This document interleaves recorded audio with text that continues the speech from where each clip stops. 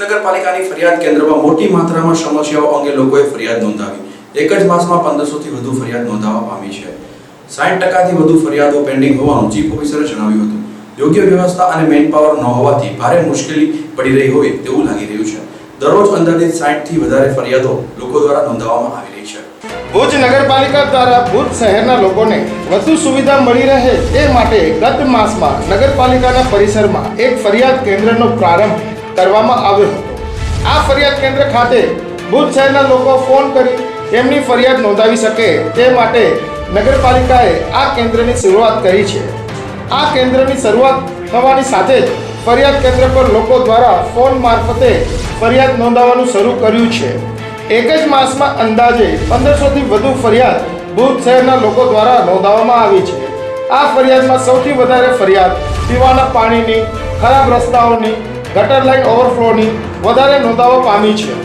આ ઉપરાંત રોડ પર તથા શહેરી વિસ્તારમાં અનેક જગ્યાઓ પર રોડ લાઇટ બંધ પડી હોવાની ફરિયાદ પણ મોટી માત્રામાં લોકો દ્વારા કરવામાં આવી છે. પરંતુ ફરિયાદ કેન્દ્રમાં નોંધાવેલ ફરિયાદનો નિકાલ ન થતો હોવાથી લોકોને વારંવાર રજૂઆત કરવાની ફરજ પડે છે. આ અંગે ભુજ શહેરી વિસ્તારમાં રહેતા રહેવાસીએ કશુબેન સમાચારમાં ફરિયાદ કેન્દ્ર અંગે પોતાની હૈયાવરા ઠાલવી હતી. મહેન્દ્રસિંહ જાડેજા, ન્યૂ લોટસ કોલોનીમાં રહું છું છેલ્લા 6 વર્ષથી. હમણાં રિટાયર થયા પછી અને રોડ લાઇટની ટાઈમ સ્વિચર 4 મહિનાથી બંધ પડી છે. અનેક વખત રજૂઆત કરી, લેખિત અહીંયા ફરિયાદ દઈ ગયા છે. આજ દી સુધી ટાઈમ સ્વિચર બદલાવતા નથી. રોડ લાઇટ ચાલુ પડીએ તો અમારા જેવાને એમ થાય કે આ ખોટો બિલ ભરે છે. મારા જેવો માણસ જાણે છે લાઇટ જીવીમાંથી નીકળું છું એટલે કટઆઉટ કે હું કાઢી લઉં છું ને કે 24 કલાક લાઇટો બળતી હોય છે. ને છેલ્લા ચોમાસા પહેલાંથી જે કચરો અહીંયા પુલિયાની બાજુમાં એટલી બદબૂ મારે છે અને ઉપાડવા કોઈ આવતું નથી કોઈ કેન્દ્ર ખાલી કરવા આવતા.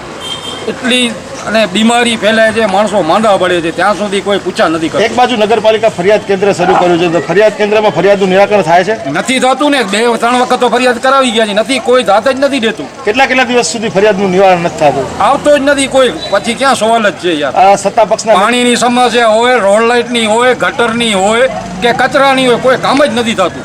સત્તા પક્ષના કાઉન્સિલરો કહે છે કે અમે વિકાસ કરીએ છીએ. કેવો વિકાસ કર્યો? વિકાસ કરશે? વિકાસના નામે મીંડા છે ભાઈ. એક તરફ સત્તા પક્ષ દ્વારા શહેરમાં થતા વિકાસની વાતને લોકો સુધી પહોંચાડવામાં આવે છે, ત્યારે બીજી બાજુ ફરિયાદ કેન્દ્ર પર આવતી ફરિયાદોનો નિકાલ માટે કોઈ યોગ્ય વ્યવસ્થા ન હોવાથી કોંગ્રેસી નગર સેવક દ્વારા આ ફરિયાદ કેન્દ્ર માત્ર લોકોને ગુમરાહ કરવા માટે ખુલ્લું મુકાયેલું હોય તેવું જણાવાયું હતું. પ્રજાને તેમની ફરિયાદનો નિકાલ થાય તેમાં રસ હોય છે અને માત્ર વિકાસની વાતો કરી અને લોકોને ખોટા પાઠ ભણાવવાની ન કરવી જોઈએ. આ અંગે નગર સેવક ફકીર મોહમ્મદ કુંભારની કશુમીરન સમાચાર સાથેની વિશિષ્ટ મુલાકાત. ફરિયાદ કેન્દ્રની છે એક સારી વસ્તુ છે કે ફરિયાદ કેન્દ્ર પરથી જે ફરિયાદ લખવા માટે આવતો હોય, કોઈ પણ શાખાની હોય, નગરપાલિકાને લાગતી વ્યક્તિ જે હોય, પરંતુ એ ફરિયાદનું નિરાકરણ આવવું જોઈએ. તાજેતરમાં એ ફરિયાદ કેન્દ્ર જ્યારે કેન્દ્ર ચાલુ થયું એના પછીની જનરલ આપણે જોવા જઈએ તો રોડ લાઇટ બ્રાન્ચ હોય કે સફાઈ બ્રાન્ચ હોય કે ડ્રેનેજ બ્રાન્ચ હોય કે અનેક કોઈ બ્રાન્ચ હોય, એ બ્રાન્ચોની અંદર આપણે જે કંઈ રોજ ફરિયાદો આવતી ફરિયાદનું જે કંઈ નિરાકરણ અને નિકાલ થતો હોય એ નિકાલ કેટલા દિવસ પછી આજે તાજેતરમાં આપણે કહીએ અમારા વિસ્તારની અમે વાત કરીએ તો અમારા વિસ્તારની અંદર અમે ગટર લાઇનની રોજ ફરિયાદ કરીએ છીએ, છતાંય ગટર લાઇન 8 દિવસ સુધી એ ગટર લાઇન સફાઈ નથી થતી. દુઃખ સાથે કહેવું પડે છે. અનેક ફરિયાદો હોય છે, તમે આપને કહ્યું આપના માધ્યમથી, પરંતુ વિકાસની આપણે વાતો કરીએ છીએ ત્યારે આપણે વિકાસ આવે છે. માત્ર ને માત્ર આપણે વાતો જ કરીએ, એ વાતો ન કરવાની, સાથે સાથે આપણે કામ પણ બતાવવાનું હોય.